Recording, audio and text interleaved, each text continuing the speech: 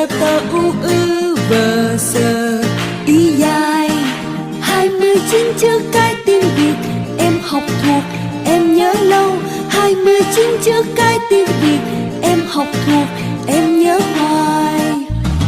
A a ơ bơ cơ dơ đơ e gờ hờ y ca lơ mơ nơ o ơ bờ quờ rơ sơ tơ u ư vờ sờ y dài. 29 chữ cái tiếng Việt em học thuộc em nhớ lâu. 29 chữ cái tiếng Việt em học thuộc em nhớ hoài.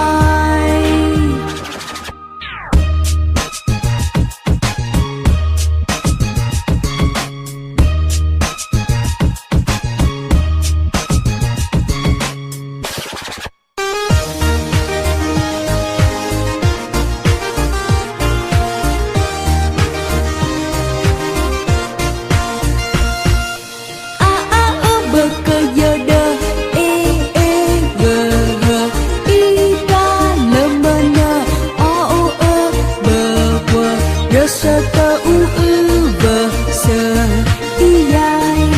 29 chữ cái tiếng Việt em học thuộc em nhớ lâu. 29 chữ cái tiếng Việt em học thuộc em nhớ hoài.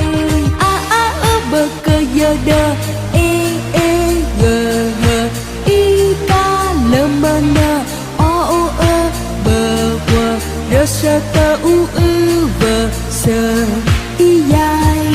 29 chữ cái tiếng Việt em học thuộc em nhớ lâu. 29 chữ cái tiếng Việt em học thuộc em nhớ hoài. 29 chữ cái tiếng Việt em học thuộc